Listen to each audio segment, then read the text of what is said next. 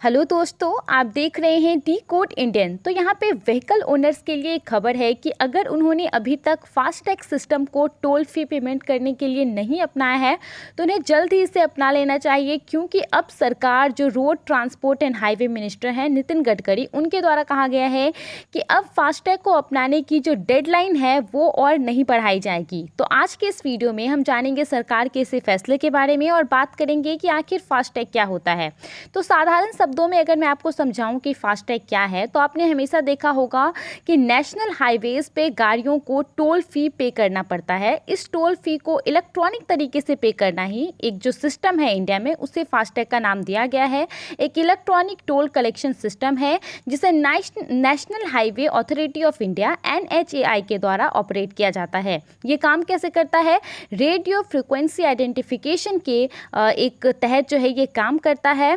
यहाँ पे जो व्हीकल है उनके विंड स्क्रीन पर ये फिक्स रहता है, जिसके तहत वो विदाउट एनी स्टॉपेज वो अपना टोल फी पेमेंट करके और जा सकते हैं। अब जानते हैं कि सरकार के द्वारा फैसला में क्या कहा गया है। दरअसल एक स्टेटमेंट को जारी किया गया है। इसमें कहा गया है कि जो automatic toll plaza payment system है इंडिया के अंदर, वो 16 फरवरी 2021 से मैंडेटरी यानी कि अनिवार्य हो जाएगी। सरकार का ऐसा कहना है। और जिन्होंने अभी तक फास्टैग सिस्टम को नहीं अपनाया है, वैसी व्हीकल को जो उन्हें फीस देना पड़ता है टोल फी, उनके कैटेगरी के तहत उनका व्हीकल का जो कैटेगरी है उससे उनको डबल देना पड़ सकता है अगर उन्होंने अभी तक इस सिस्टम को नहीं अपनाया है। यहाँ पे सरकार के द्वारा कहा गया है कि फास्टैग सिस्टम को अच्छे तरीके से चलाने के लिए, इसके स्मूथ ट्रांजिशन के लिए जितनी भी फी लेन्स इन टोल प्लाजा नेशनल हाईवेज पे हैं, उन सभी को इस पूरे सिस्टम से अवेल करा दिया गया है। यहाँ पे आप डायरेक्ट स्टेटमेंट देख सकते हैं, PIB का आर्टिकल है ये।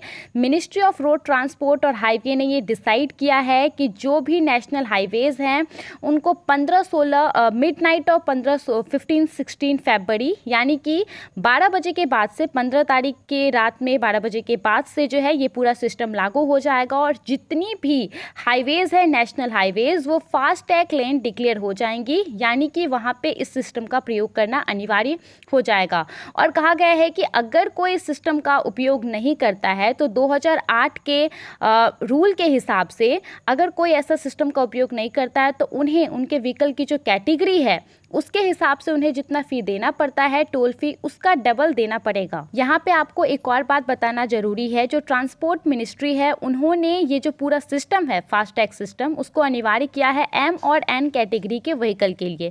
M कैटेगरी के व्हीकल ऐसे व्हीकल होती हैं जिसमें कि एटलीस्ट 4 व्हील्स हो, 4 पहिया हो और जो कि पैसेंजर्स को कैरी करे, जबकि N कैटेगरी के व्हीकल ऐसी होती हैं एटलीस्ट 4 पहिया हो और पैसेंजर और गुड्स को वो कैरी करे।